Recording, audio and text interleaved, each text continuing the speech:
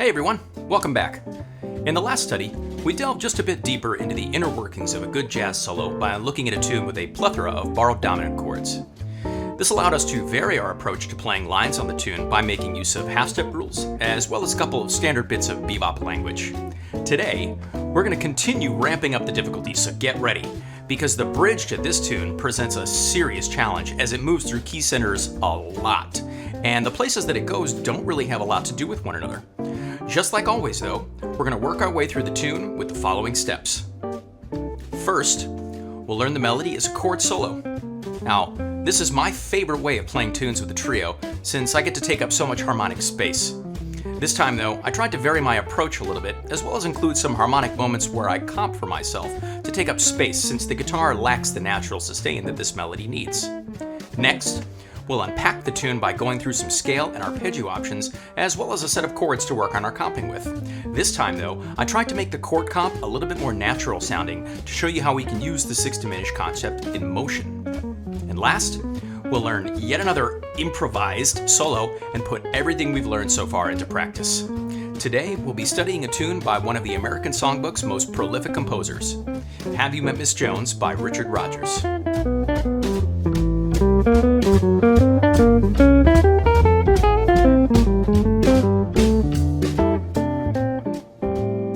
Like a lot of songs that are considered part of the American Songbook, Have You Met Miss Jones comes from the world of musical theater.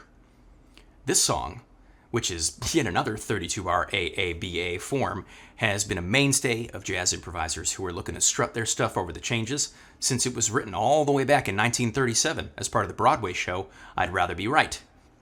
It's an incredibly popular call at jam sessions, and it's been recorded by countless great musicians in the 86 years since its original composition. At first blush, this tune looks like it's going to be a pretty simple romp in the key of F, and in fact, the opening bars do share a lot of DNA with some other tunes that we will undoubtedly cover here in the future. It's not until we look at the bridge that we can see the truly hip stuff that this tune has to teach us. It's there that the key center of the song fluctuates wildly, and to keys that are really quite disparate from one another to boot. This section is going to seriously put all we've learned so far to the test in order to be able to navigate it effectively. Let's kick off this process today by learning the melody as a chord solo.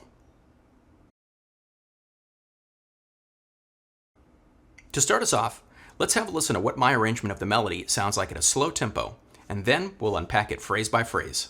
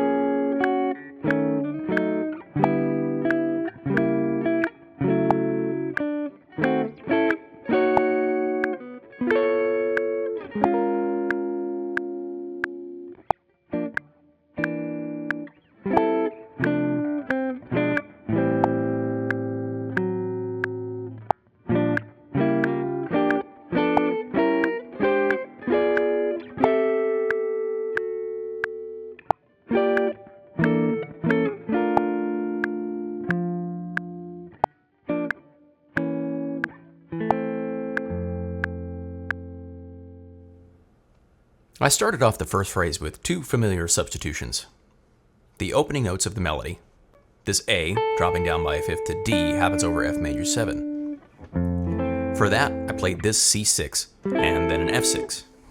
From there, I opted not to harmonize this C note because I felt it would just get too clunky, but I wanted the tension on this D. So I used this diminished chord from the F minor 6 diminished scale, and then that resolved neatly to this A minor 7 in the open position.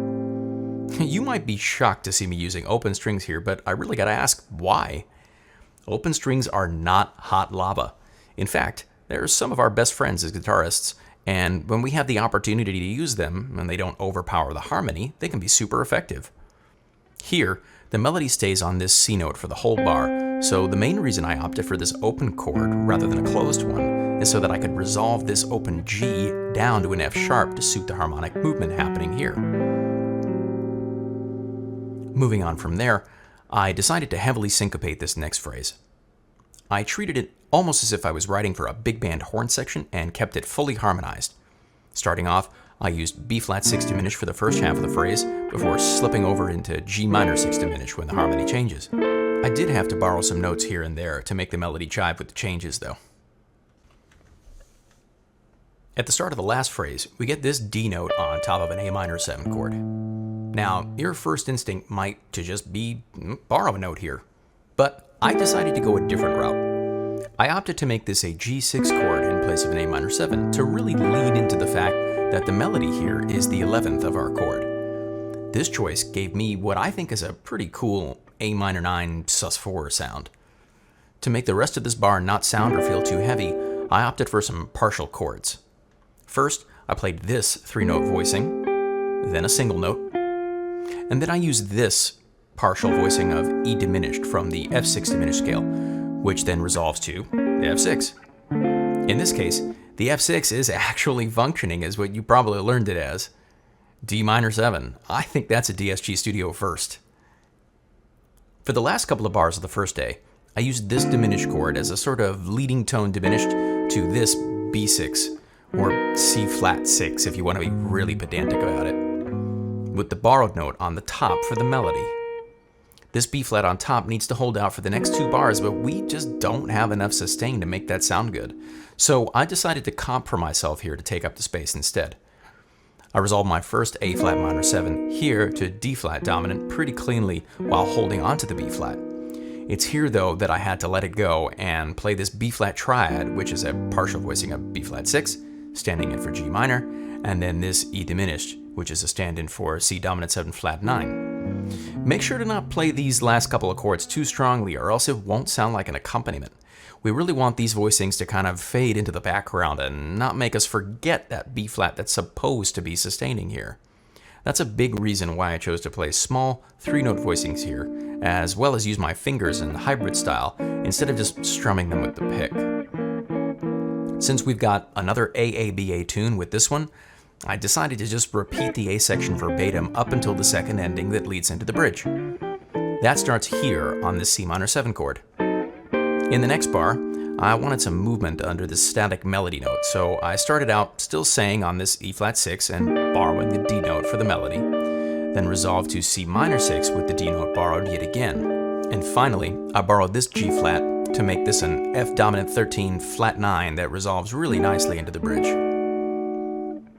For the bridge, I wanted to vary my approach just a little bit. Previously, everything was pretty consistently homophonic, so I decided here to treat some of the melody notes like this.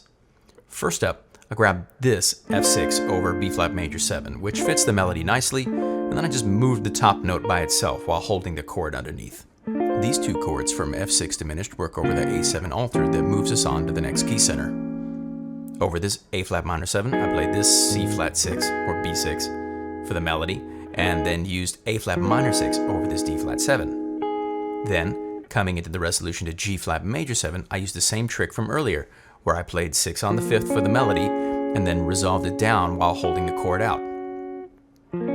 We then changed key centers in a similar manner by way of this F7 alt, over which I used these 2 partial chords to lighten things up just a bit and get me to this G6 with the E on top for the melody. Then it's this diminished chord with the same E on top to fit over an A dominant 7 flat 9, which resolves to this A6, keeps the same E on top for the melody. This one's a little trickier to hold on to while resolving that top note down a step. You could do it by way of some ridiculous crossbar, but it's a lot easier to just sacrifice this A note and make the resolution sound clean. I then used some of the A6 diminished scale to finish up this bar before playing this G flat 6 to have the melody fit over this A flat minor 7. That resolves to this D minor 6 with a borrowed diminished note to fit the melody. Finally, I finish up the bridge with this D flat 6 over G flat major 7. To get me back to the A section, I comped for myself with these two chords to take up the space, since I can't possibly sustain that B flat over 2 whole bars at this tempo. Now, unlike most AABA tunes, our last A section is slightly different from the first two, so we can't just repeat what we played earlier. The melody starts out the same, sure, but then it deviates somewhat for the second half. To get this to work, I used D minor 6 diminished and F minor 6 diminished with some borrowing going on. Finally, I popped out to this C6, which fits perfectly over A minor 7, and then I resolved this G down to an F sharp to fit the movement of the harmony. Then it's just B flat 6 to G minor 6 diminished, resolving to F6 for the last chord. Let's check out how this all works up to tempo with the bass and drums backing us up.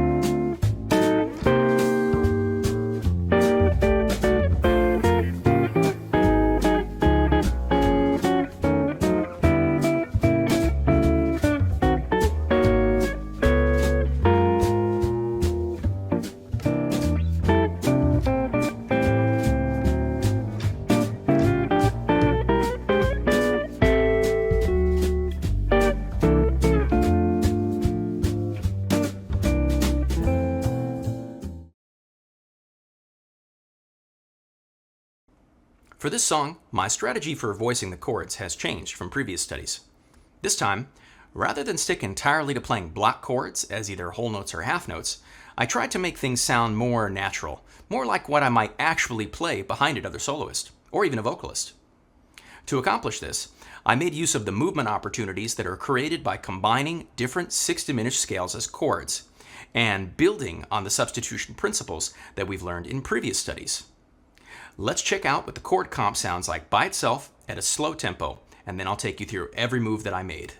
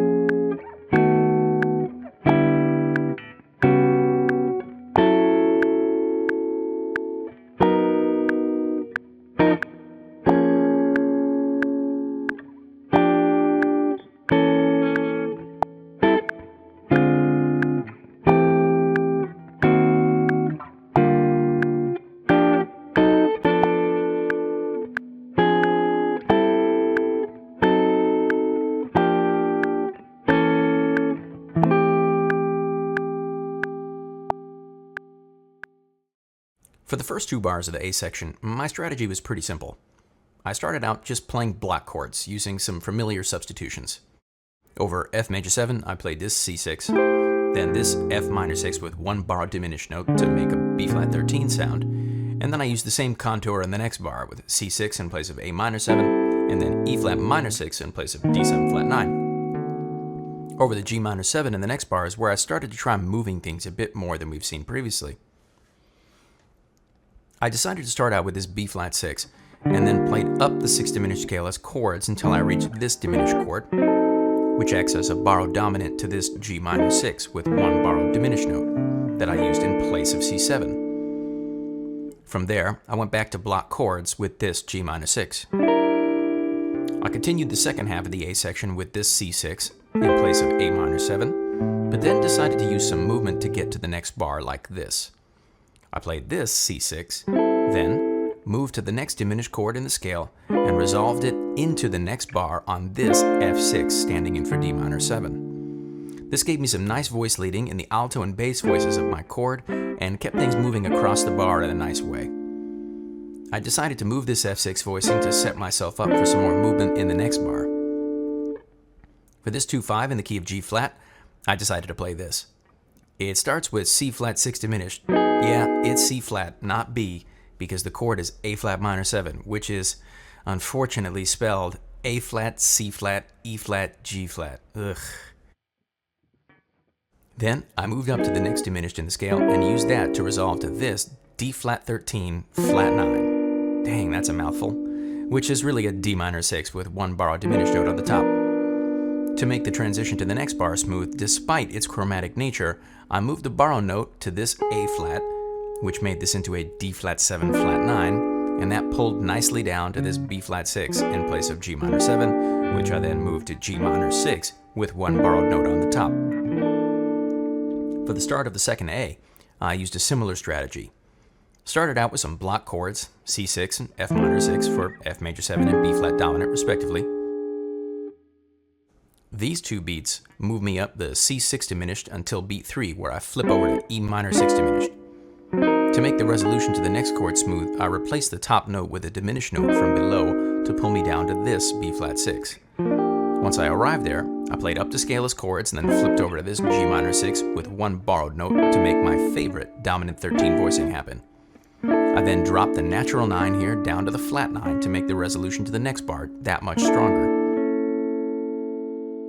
To finish out the second A and move on to the bridge, I decided to start out with this C6 over A minor 7 and then use the F6 diminished scale as chords to move from D minor to C minor 7 like this. I'll let things settle there for a bit, and then I use C minor 6 diminished to B flat 6 diminished to get me from F7 to B flat major 7 at the top of the bridge. The bridge moves around so much on its own that I didn't really feel the need to add any more movement to it in addition to what's already there, so I just stuck to playing block chords and half notes. Here are the voicings that I decided to play. Over B flat major 7, I use this B flat 6.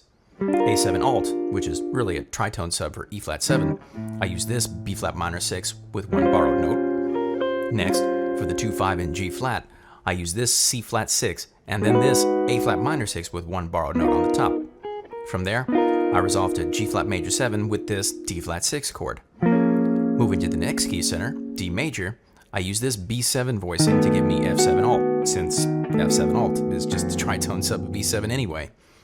The 2-5 in D went like this: G6 to E minor 6 with one borrowed note. That then resolved to this A6 in place of D major 7. And for the final 2-5 in G flat, I played C flat 6 with one borrowed note on the top so I could keep it in common with this A flat minor 6 with the same borrowed note on the top. And then finally resolved down to this D flat 6 in place of G flat major 7. To get back to the A section, I played this B flat 6 and then this G minor 6 with one borrowed note on the top. At the start of the last A section, I used this C6 in place of F major 7 that we've seen a couple of times now. Then I played this F minor 6 in place of B flat 7. That moves to this C6 in place of A minor 7. And then D7 flat 9 predictably gets this E flat minor 6. Here I decided to use some movement again to get across the next two bars. I started with this half note of B flat 6, then played up the scale as chords until resolving to this D minor 6 in place of B half diminished. Then, on the and to 3, I played this F minor 6 over B flat 7. I decided to finish out the tune with block chords like this: C6 for A minor 7, F sharp diminished for D7, B flat 6 for G minor 7, G minor 6 with two borrowed notes for C7, and then finally resolving to C6 in place of F major 7 to bring us on home. Have a listen now to what this sounds like against the walking bass and see how the 6 diminished scale provides a sense of movement and contrasts nicely with the typical block chord strategy we've used in previous studies.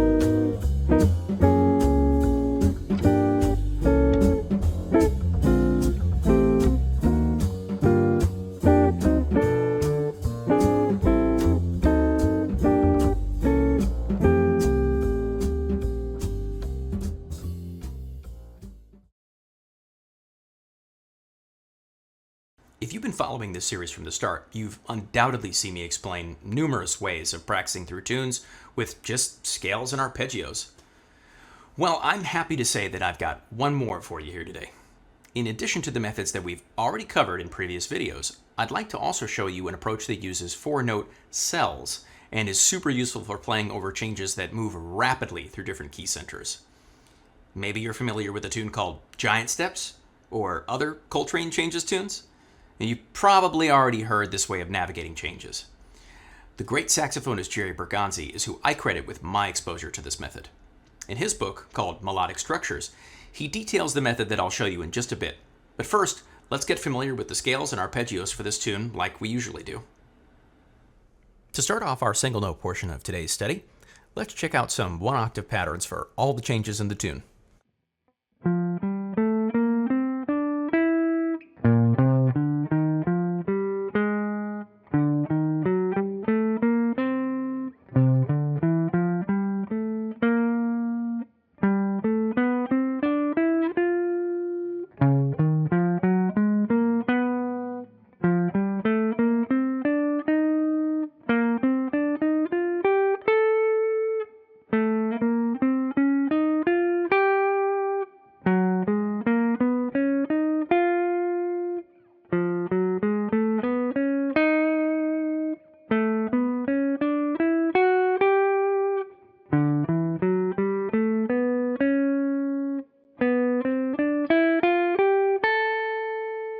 Like I always say, you should really take these through their paces and fully memorize them, starting on every chord tone over the entire register of the guitar. That might seem like a ton of work at first, but once you really get down to it, I think you'll find that there's really only so many fingerings under the sun, and that you'll start to get hip to patterns for these things pretty quickly. In the meantime, though, we can make do with just the one-octave shapes I've shown you for now. We're going to apply these by way of using melodic cells made up of 4 notes. For major and dominant chords, we'll play 1, 2, 3, 5, or any permutation of those 4 notes. In the case of minor chords, we'll play 1, the flat third, 4, and 5. In the case of dominant 7 flat 9 chords or a half diminished chord, we'll just alter the note from that cell that needs to be altered in order to make it jive. For example, if I come to a B half diminished chord, I would start with the 1 flat 3, 4, 5, because it's a minor quality chord, but the 5th is flat, so I'll instead just play 1, flat 3, 4, flat 5. If we then needed, say, an E7 flat 9, I'd play 1, flat 2, 3, 5, since it's a dominant chord for which I would use 1, 2, 3, 5, but it's got a flat 9 in it, which is the same as the flat 2. Pretty simple system, really. Where things get wild is all the different permutations of these patterns and the possibility of doing them with upper structure scale notes and beyond.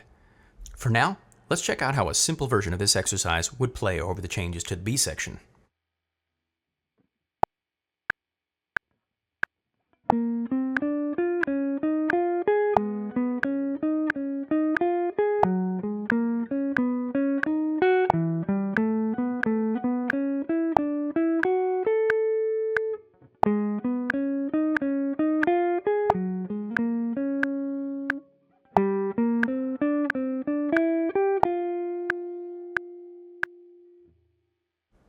Something else I really enjoy doing is practicing the half-step rules that I taught you in the last video, but altering the rhythm by just taking off 1/8 note at a time at the start of each subsequent phrase. That way, you end up with some unpredictable situations and have to adapt on the fly and really commit those rules to memory. Since we're also changing whether we're playing on or off the beat in this way, it adds yet another level of complexity that we have to adapt to. Check out how this sounds over the changes to the A section of the tune.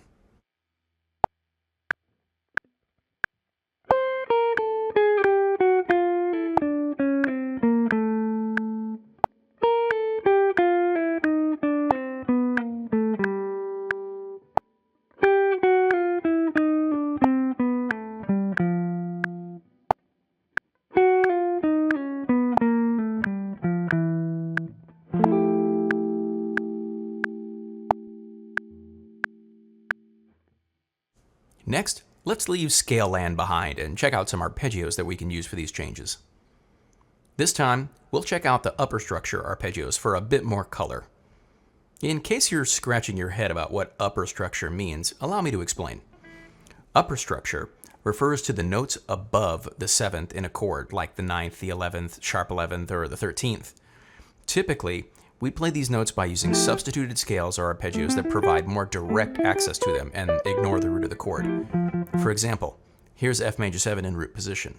If I play out this chord like this, 3, 5, 7, 9, you'll see that what I actually played is an A minor 7 or a C6 arpeggio. So, based on this information, we know that by playing minor 7, which is also major 6 in third inversion, off the third of a major 7 chord, we get access to the sound of major 9. There's lots of different substitution rules that give better access to upper structure and altered scale sounds. Check out these 1-octave arpeggios for some more examples.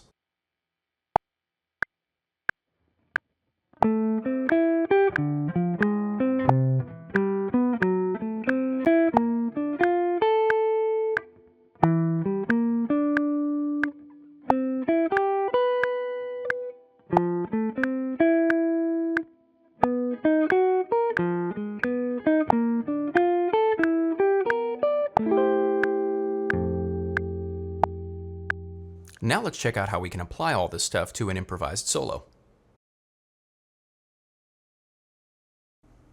Well, it's that time again. Time we get to put all the pieces together and play an improvised solo over these iconic changes. And just like in the last two studies, I've kept things pretty simple from a rhythmic standpoint, although this being Etude number 3, I did decide to take a few more liberties with the rhythm than you might have seen previously. There are some interesting harmonic moves here, but by now it shouldn't be anything you haven't already seen. The focus here should really be on internalizing these concepts before we really go for broke in the next few studies. Like always, I'll do a playthrough of the solo so you can follow along with the notation down at the bottom of the screen. After that, I'll take you through a handful of the moves that I made so you can get a better look at the lines and make use of the ideas in your solos.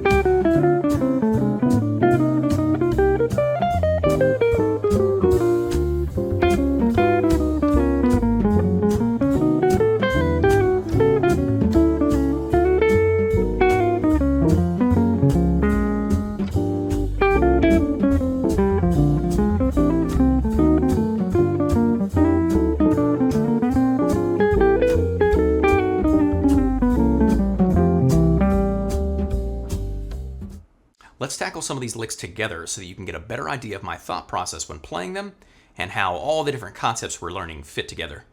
First up, let's start right out the gate with the very first 4 bars of that solo.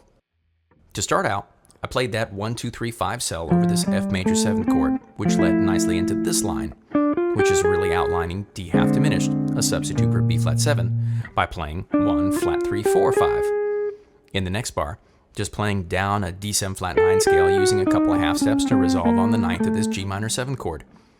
Up from there, I played a B flat major 7 arpeggio in third inversion before playing down the scale to the 3rd of C7. Once I hit that note, I jumped down to the 5th and played a minor triad up to land on the 9th and end the line with some syncopation. Check out what this section sounds like at a slow tempo.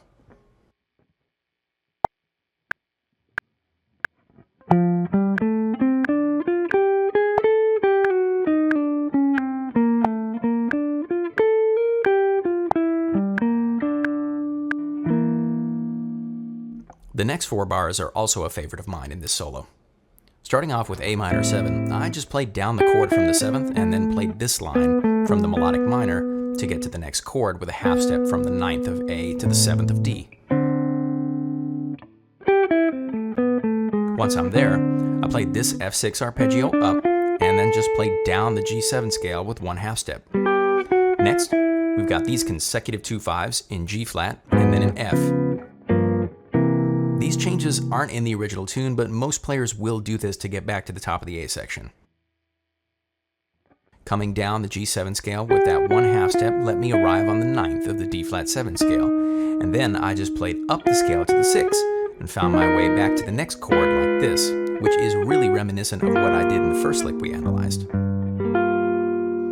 Resolving to the G minor 7 chord by a 1/2 step makes this really weird chromatic change sound a lot smoother than it actually is. From there, I just played down the chord and leapt up to the 3rd of C7 before escaping to the 9th to give the end of my phrase some tonal ambiguity. You'll see me use this tactic a lot. Leaping up by a 6th and then resolving down to an upper structure chord tone is a really great way to end phrases without making things sound too final. Have a listen to what this section sounds like under tempo so you can get a better listen.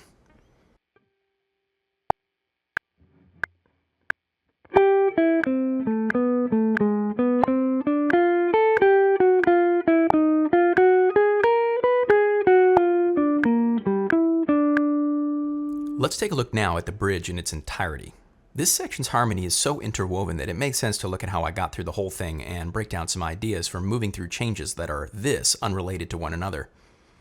Let's kick off with the last 2 beats of the second A as a pickup though, since that phrase really resolves at the top of the bridge. This pickup starts on the 3rd of F7 and moves down in 1/2 steps to arrive at the 5th of B flat. Then the harmony really starts to move. Over A7 alt, I played this B flat minor triad since I was thinking about B flat minor 6 diminished, but I wanted to leave off a note and make it start on an upbeat. This triad gave me these chord tones: flat 13, 3rd, and the flat 9. It's pretty crunchy stuff, but it is an altered chord after all. It's supposed to be crunchy. From there, I jumped up to the 3rd of this D flat 7 scale and worked my way down in 1/2 steps to the root of the next chord, G flat. Then I played that 1, 2, 3, 5 cell again before using an E flat diminished arpeggio to describe the F7 altered chord here.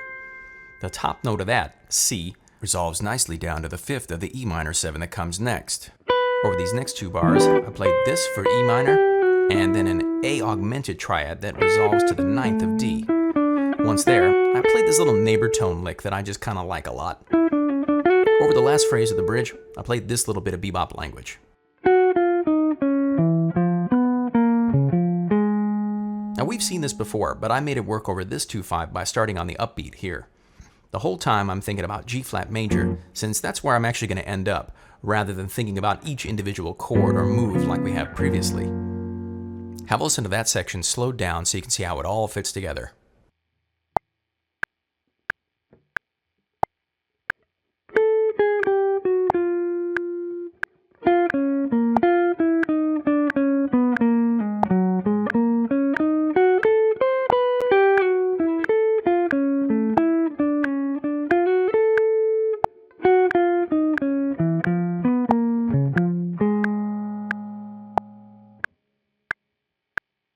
For the last bit of analysis we'll do together, let's do another long one and take a look at the whole final A section.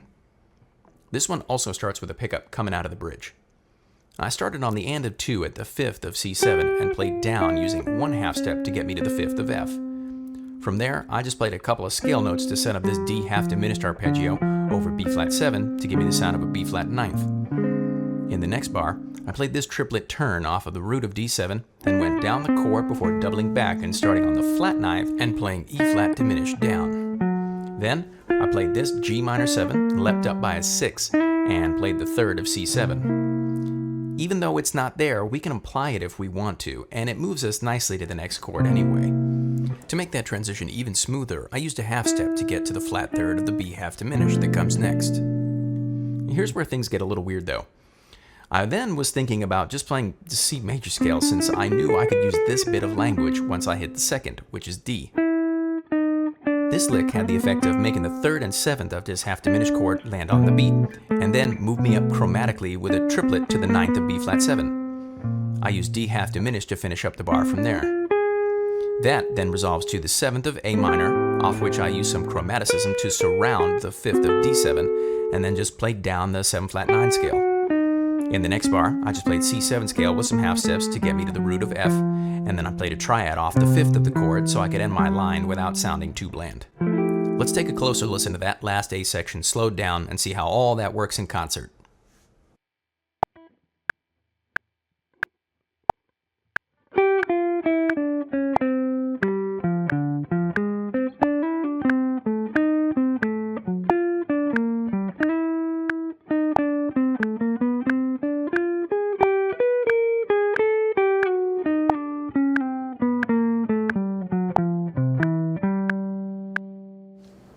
Hey guys, Future David here. Just wanted to interject at the end of the video to say a couple of things. One, apologies for the somewhat lower video quality and the change in editing style. These last couple episodes of the Improvise Like a Pro series were recorded before I upgraded the camera gear and really started getting my editing legs about me. So wanted to apologize for that. Thank you guys for your patience. All future videos will be unified in editing style and quality going forward. So again, thanks for your patience. And last, I wanted to give a shout out to my wonderful patrons and say thank you all very much for your pledges. Those wonderful people are PH, Trent Taylor, Cedric, Damon, Josh, Paulette Christopher, and a new addition to the studio is fellow David, Mr. David Zuckerbraun. Thank you guys very, very much from the bottom of my heart. I can't tell you how much your support means to me, and it really does allow me to devote just a little bit more time to making all of this great jazz education content for you. A special thanks goes out to Jazz Luminaire patron Vibhav Babadi. It's been really awesome meeting you and giving you your first lesson here. Can't wait to give you more. All right, guys, back to Past David to finish the video. Well, my friends, we've come to the end of yet another one. As always, I hope that you've been able to gain some greater insight into how to improvise in general, and more specifically, some new strategies for blowing over this tune in particular. The next few of these are going to get quite a bit more challenging, so get ready. If there's anything that you'd like to see covered in the meantime, please drop a comment down below and let me know about it. If you've got a favorite recording of this tune, I'd also love to hear about that. I'm always on the hunt for new materials to transcribe after all, and you should be too. If you haven't already, be sure to like this video if you found it helpful, and make sure you hit subscribe and hit that bell icon so you don't miss an upload. If you found this content super helpful and you want more of it, you can go check out my Patreon page, and there you'll find all the written examples from this video as well as all the other ones here on the channel in a PDF format, as well as some cool bonus extras. Thanks again for all your support. I'm gonna go hit the shed now. I think you should too. I'll see you in the next video.